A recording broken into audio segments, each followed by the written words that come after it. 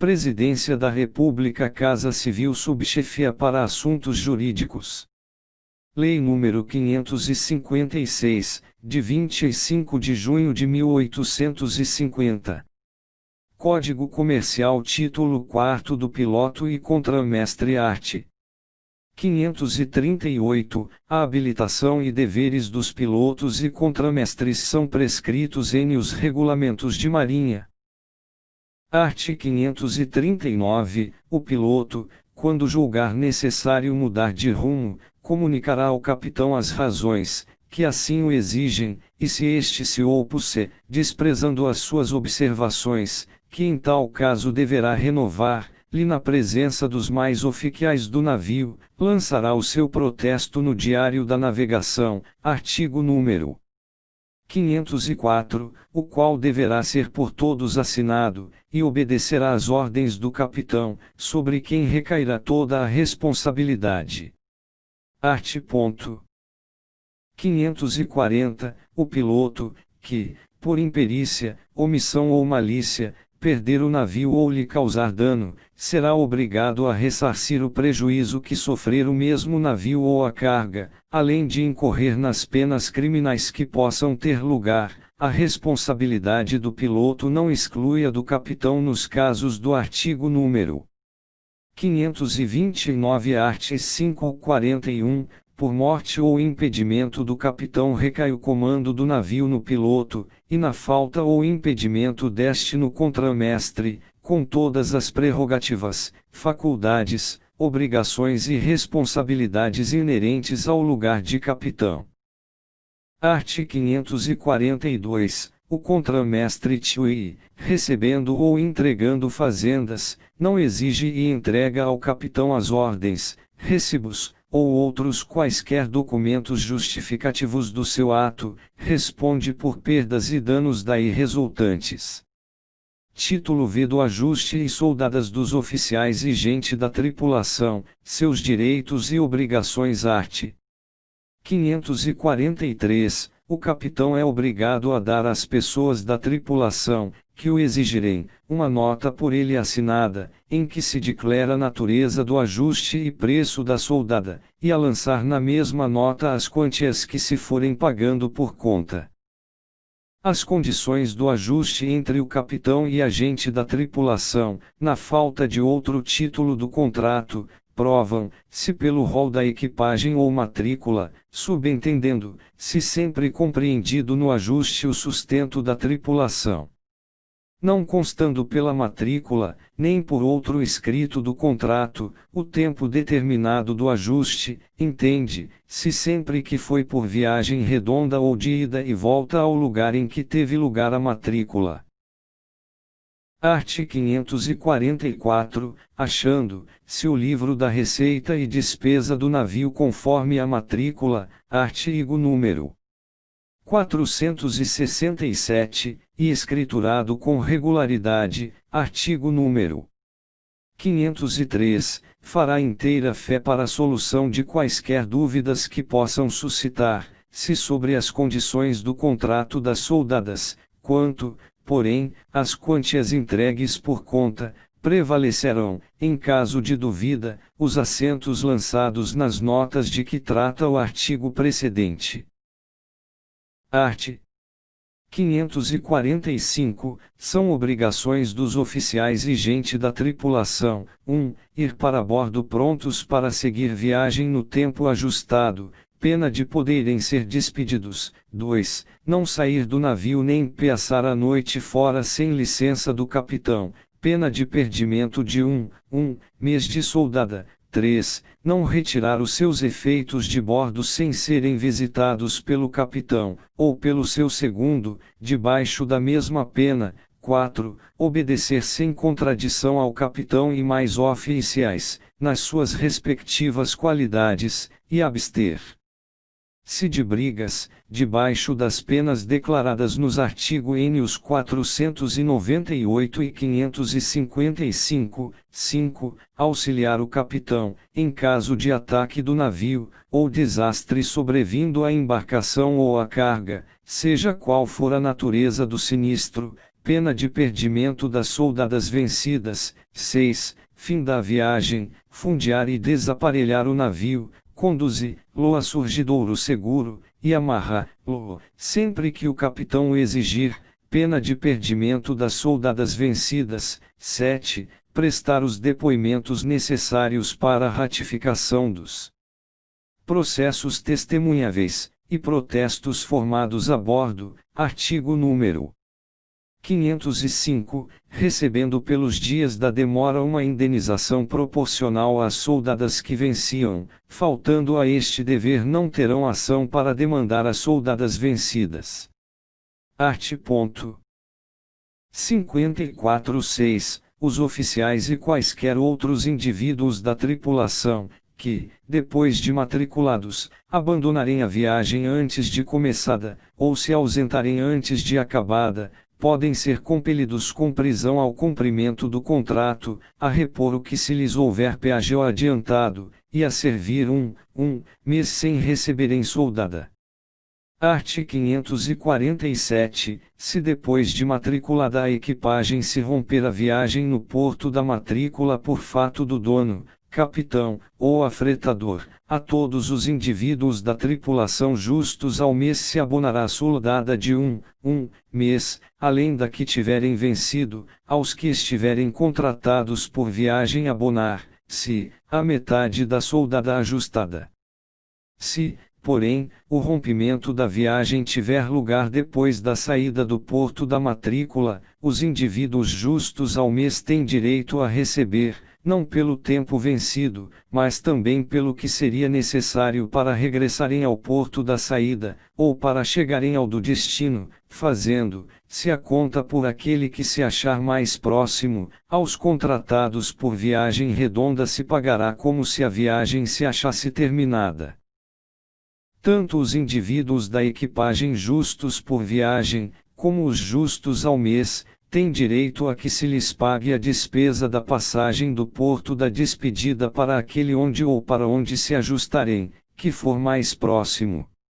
Cessa esta obrigação sempre que os indivíduos da equipagem podem encontrar soldada no porto da despedida. Art. 548, rompendo-se a viagem por causa de força maior, a equipagem, se a embarcação se achar no porto do ajuste, só tem direito a exigir as soldadas vencidas.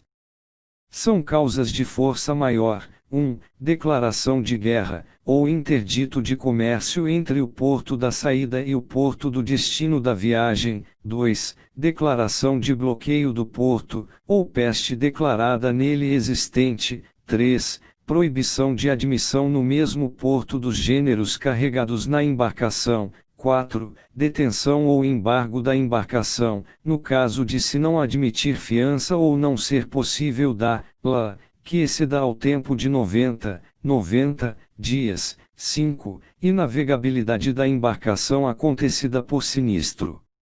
Art.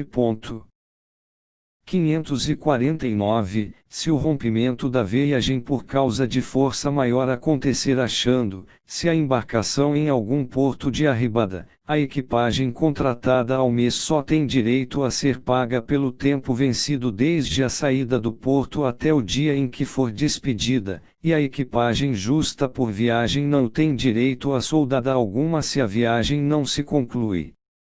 Art. 550, no caso de embargo ou detenção, os indivíduos da tripulação justos ao mês vencerão metade de suas soldadas durante o impedimento, não excedendo este de 90 dias, findo este prazo caduca o ajuste. Aqueles, porém, que forem justos por viagem redonda são obrigados a cumprir seus contratos até o fim da viagem. Todavia, se o proprietário da embarcação vier a receber indenização pelo embargo ou detenção, será obrigado a pagar as soldadas por inteiro aos que forem justos ao mês, e aos de viagem redonda na devida proporção. Art. 551, quando o proprietário, antes de começada a viagem, der à embarcação destino diferente daquele que tiver sido declarado no contrato, terá lugar novo ajuste, e os que se não ajustarem só terão direito a receber o vencido, ou a reter o que tiverem recebido adiantado. Art. 552. Se depois da chegada da embarcação ao porto do seu destino, e última da descarga, o capitão, em lugar de fazer o seu retorno, fretar ou carregar a embarcação para ir a outro destino, é livre aos indivíduos da tripulação ajustarem, se de novo ou retirarem, se, não havendo no contrato estipulação em contrário. Todavia, se o capitão, fora do império, achar a bem navegar para outro porto livre, e nele carregar ou descarregar, a tripulação não pode despedir, se, posto que a viagem se prolongue além do ajuste, recebendo os indivíduos justos por viagem um aumento de soldada na proporção da prolongação.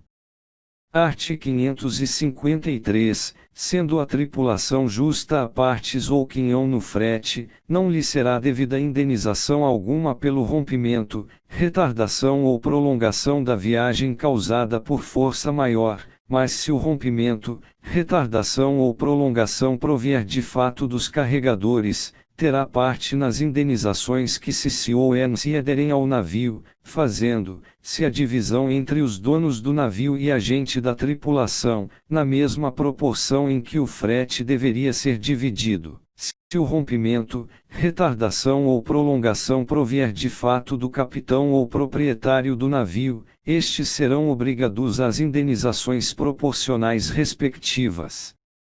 Quando a viagem for mudada para porto mais vizinho, ou abreviada por outra qualquer causa, os indivíduos da tripulação justos por viagem serão pagos por inteiro. Art. 554, se alguém da tripulação depois de matriculado for despedido sem justa causa, terá direito de haver a soldada contratada por inteiro, sendo redonda, e se for ao mês far, se, a conta pelo termo médio do tempo que costuma gastar, se nas viagens para o porto do ajuste. Em tais casos o capitão não tem direito para exigir do dono do navio as indenizações que for obrigado a pagar, salvo tendo obrado com sua autorização. Art. 555, são causas justas para a despedida, 1. Perpetração de algum crime, ou desordem grave que perturbe a ordem da embarcação, reincidência em insubordinação, falta de disciplina ou de cumprimento de deveres, artigo número 498, 2, embriaguez habitual, 3, ignorância do mister para que o despedido se tiver ajustado, 4, qualquer ocorrência que o inabilite para desempenhar as suas obrigações, com exceção do caso prevenido no artigo número 560 art. 556, os oficiais e gente da tripulação podem despedir, se, antes de começada a viagem, nos casos seguintes, 1. Quando o capitão muda do destino ajustado, artigo número 551, 2, se depois do ajuste o império é envolvido em guerra marítima, ou há notícias certas de peste no lugar do destino, 3, se há soldados para ir em comboio, este não tem lugar, 4, morrendo o capitão, ou sendo despedido. Art. 557, nenhum indivíduo da tripulação pode intentar litígio contra o navio ou capitão, antes de terminada a viagem, todavia, achando, se o navio em bom porto, os indivíduos maltratados, ou a quem o capitão houver faltado com o devido sustento, poderão demandar a rescisão do contrato. Art. 558, sendo a embarcação apresada, ou naufragando, a tripulação não tem direito às soldadas vencidas na viagem do sinistro, nem o dono do navio a reclamar as que tiver pago adiantadas. Art. 559, se a embarcação aprisionada se recuperar achando, se ainda a tripulação aboardiou, será esta paga de suas soldadas por inteiro. Salvando-se do naufrágio alguma parte do navio ou da carga, a tripulação terá direito a ser paga das soldadas vencidas na última viagem, com preferência a outra qualquer dívida anterior, até onde chegar o valor da parte do navio que se puder salvar, e não chegando esta, ou se nenhuma parte se tiver salvado, pelos fretes da carga salva.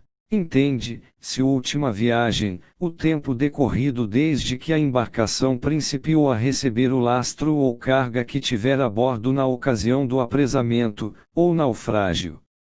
Se a tripulação estiver justa a partes, será paga somente pelos fretes dos salvados, e em devida proporção de rateio com o capitão.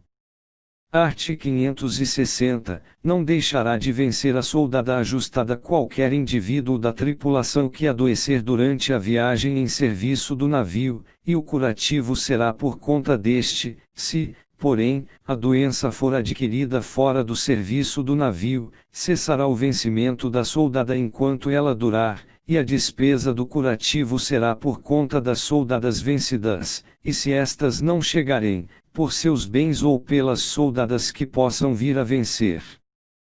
Art. 561, falecendo algum indivíduo da tripulação durante a viagem, a despesa do seu enterro será paga por conta do navio, e seus herdeiros têm direito à soldada devida até o dia do falecimento, estando justo ao mês, até o porto do destino se a morte acontecer em caminho para ele, sendo o ajuste por viagem, e a de ida e volta acontecendo em torna, viagem, se o ajuste for por viagem redonda.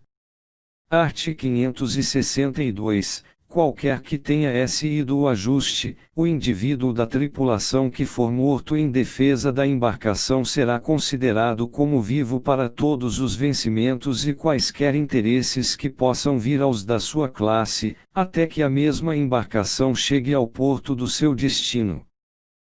O mesmo benefício gozará o que for aprisionado em ato de defesa da embarcação, se esta chegar a salvamento. Art. 563, acabada a viagem, a tripulação tem ação para exigir o seu pagamento dentro de 3 dias depois de última da descarga, com os juros da lei no caso de mora, artigo número 449, número 4. Ajustando-se os oficiais e gente da tripulação para diversas viagens, poderão, terminada cada viagem, exigir as soldadas vencidas. Art. 564, todos os indivíduos da equipagem têm hipoteca tácita no navio e fretes para serem pagos das soldadas vencidas na última viagem com preferência a outras dívidas menos privilegiadas, e em nenhum caso o réu será ouvido sem depositar a quantia pedida.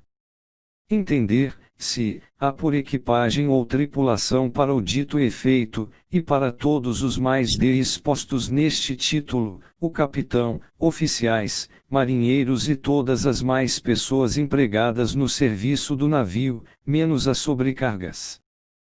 Art. 565, o navio e frete respondem para com os donos da carga pelos danos que sofrerem por delitos, culpa ou omissão culposa do capitão ou gente da tripulação, perpetrados em serviço do navio, salvas as ações dos proprietários da embarcação contra o capitão, e deste contra a gente da tripulação. O salário do capitão e as soldadas da equipagem são hipoteca especial nestas ações. Título 6 dos Fretamentos Capítulo I. Da natureza e forma do contrato de fretamento e das cartas, partidas art. 566, o contrato de fretamento de qualquer embarcação, quer seja na sua totalidade ou em parte, para uma ou mais viagens, quer seja a carga, seolheita ou prancha. O que tem lugar quando o capitão recebe carga de quantos se apresentam, deve provar, se por escrito. No primeiro caso o instrumento, que se chama carta, partida ou carta de fretamento, deve ser assinado pelo fretador e afretador, e por quaisquer outras pessoas que intervenham no contrato, do qual se dará a cada uma das partes um exemplar, e no segundo, o instrumento chama-se conhecimento, e basta ser assinado pelo capitão e o carregador. Entende-se por fretador o que dá, e por afretador o que toma a embarcação a frete.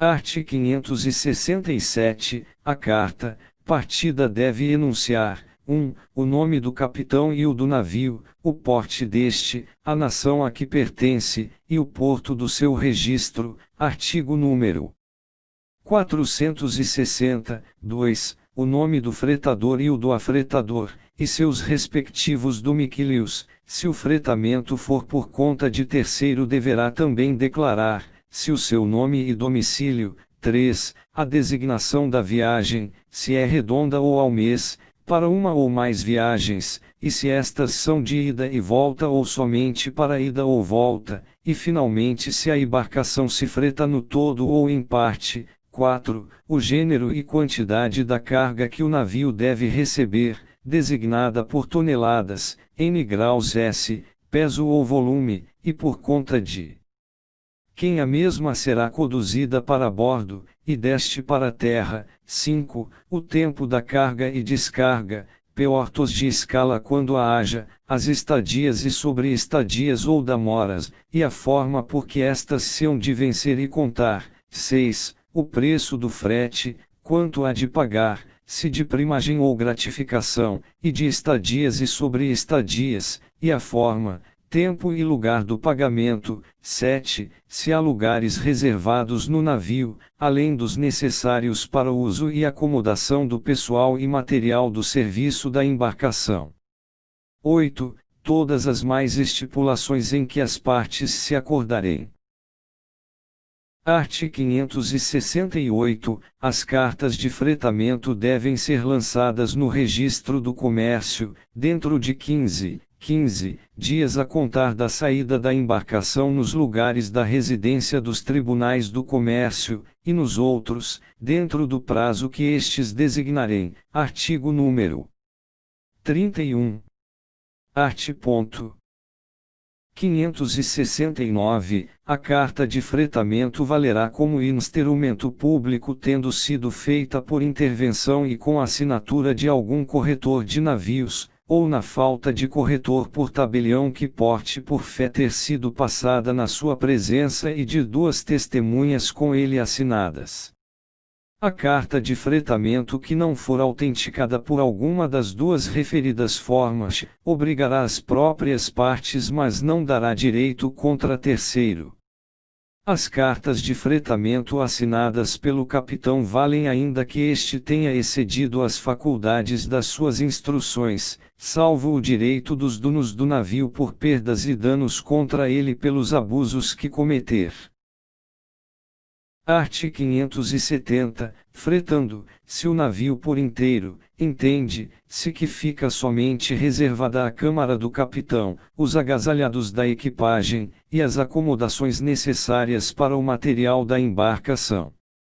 Art. 571. Dissolve-se o contrato de fretamento, sem que haja lugar a exigência alguma de parte a parte. 1. Se a saída da embarcação for impelida, antes da partida, por força maior sem limitação de tempo.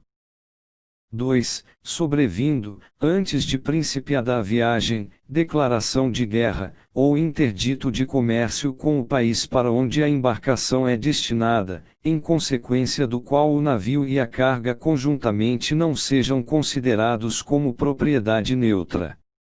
3. Proibição de exportação de todas ou da maior parte das fazendas compreendidas na carta de fretamento do lugar donde a embarcação deva partir, ou de importação no de seu destino.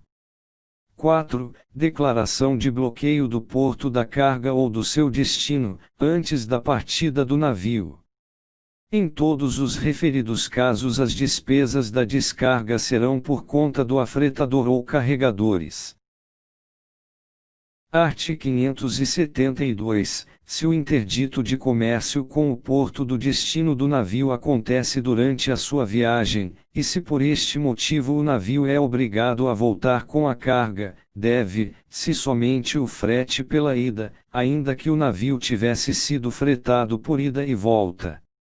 Art. 573. Achando-se um navio fretado em lastro para outro porto onde deva carregar, dissolve-se o contrato, se chegando a esse porto sobrevier algum dos impedimentos designados nos artigo N graus S 571 e 572, sem que possa ter lugar indenização alguma por nenhuma das partes, quer o impedimento venha só do navio, quer do navio e carga. Se, porém, o impedimento nascer da carga e não do navio, o afretador será obrigado a pagar metade do frete ajustado. Art. 574. Poderá igualmente rescindir, se o contrato de fretamento a requerimento do afretador, se o capitão lhe tiver ocultado a verdadeira bandeira da embarcação, ficando este pessoalmente responsável ao mesmo afretador por todas as despesas da carga e descarga, e por perdas e danos, se o valor do navio não chegar para satisfazer o prejuízo. Capítulo 2 dos Conhecimentos. Art.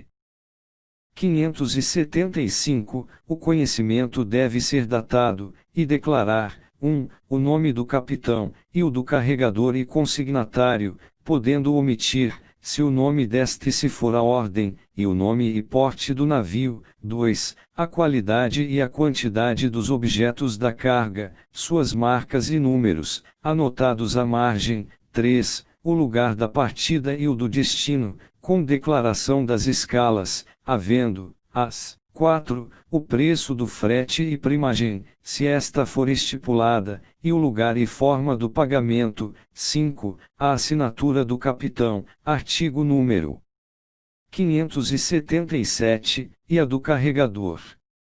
Art. 576. Sendo a carga tomada em virtude de carta de fretamento, o portador do conhecimento não fica responsável por alguma condição ou obrigação especial contida na mesma carta, se o conhecimento não tiver a cláusula, segundo a carta de fretamento. Art. 577. O capitão é obrigado a assinar todas as vias de um mesmo conhecimento que o carregador exigir, devendo ser todas do mesmo teor e de a mesma data, e conter o número da via. Uma via ficará em poder do capitão, as outras pertencem ao carregador. Se o capitão for ao mesmo tempo o carregador, os conhecimentos respectivos serão assinados por duas pessoas da tripulação a ele imediatas no cômodo do navio, e uma via será depositada nas mãos do armador ou do consignatário. Art. 578. Os conhecimentos serão assinados e entregues dentro de 24 horas, depois de ultimada a carga, em resgate dos recibos provisórios, pena de serem responsáveis por todos os danos que resultarem do retardamento da viagem, tanto o capitão como os carregadores que houverem sido remissos na entrega dos mesmos conhecimentos. Art. 579. Seja qual for a natureza do conhecimento, não poderá o carregador variar a consignação por via de novos conhecimentos, sem que faça prévia entrega ao capitão de todas as vias que este houver assinado.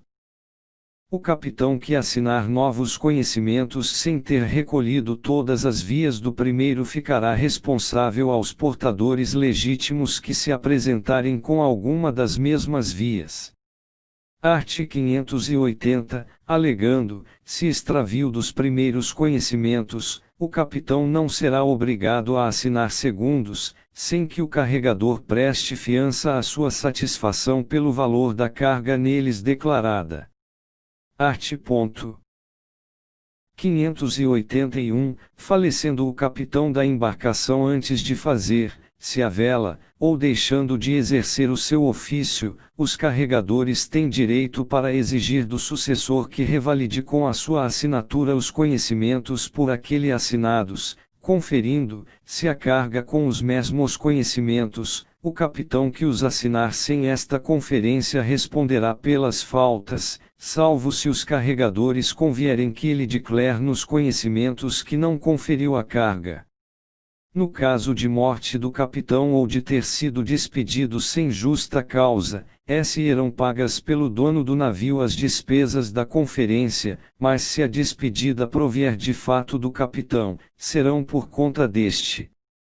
Art. 582. Se as fazendas carregadas não tiverem sido entregues por número, peso ou medida, ou no caso de haver dúvida na contagem, o capitão pode declarar nos conhecimentos, que o mesmo número, peso ou medida lhe são desconhecidos, mas se o carregador não convier nesta declaração deverá proceder, se a nova contagem, correndo a despesa por conta de quem a tiver ocasionado. Convindo o carregador na sobredita declaração, o capitão ficará somente obrigado a entregar no porto da descarga os efeitos que se acharem dentro da embarcação, pertencentes ao mesmo carregador, sem que este tenha direito para exigir mais carga, salvo se provar que houve desvio da parte do capitão ou da tripulação. Art. 583. Constando ao capitão que há diversos portadores das diferentes vias de um conhecimento das mesmas fazendas, ou tendo, se feito sequestro, arresto ou penhora nelas, é obrigado a pedir depósito judicial, por conta de quem pertencer. Art. 584. Nenhuma penhora ou embargo de terceiro, que não for portador de alguma das vias de conhecimento, pode, fora do caso de reivindicação segundo as disposições deste Código, artigo número 874, número 2, privar o portador do mesmo conhecimento da faculdade de requerer o depósito ou venda judicial das fazendas no caso sobredito, salvo o direito do exequente ou de terceiro opõente sobre o preço da venda. Art. 585. O capitão pode requerer o depósito judicial todas as vezes que os portadores de conhecimentos se não apresentarem para receber a carga imediatamente que ele der princípio à descarga, e nos casos em que o consignatário esteja ausente ou seja falecido. Art. 586. O conhecimento concebido nos termos enunciados no artigo número 575 faz inteira prova entre todas as partes interessadas na carga e frete, e entre elas e os seguradores, ficando salva a estes e aos donos do navio a prova em contrário. Art. 587. O conhecimento feito em forma regular, artigo número 575, tem força e é acionável como escritura pública. Sendo passado a ordem é transferível e negociável por via de endosso. Art. 588. Contra os conhecimentos só pode opor, se falsidade, quitação, embargo, arresto ou penhora e depósito judicial, ou perdimento dos efeitos carregados por causa justificada. Art. 589. Nenhuma ação entre o capitão e os carregadores ou seguradores será admissível em juízo se não for logo acompanhada do conhecimento original. A falta deste não pode ser suprida pelos recibos provisórios da carga, esse alvo provando-se que o carregador fez diligência para obtê-lo e que, fazendo, se o navio à vela sem o capitão o haver passado, interpôs competente protesto dentro dos primeiros três dias úteis, contados da saída do navio, com intimação do armador, consignatário ou outro qualquer interessado, e na falta destes por editais, ou sendo a questão de seguros sobre sinistro acontecido no porto da carga, se provar que o mesmo sinistro aconteceu antes do conhecimento poder ser assinado.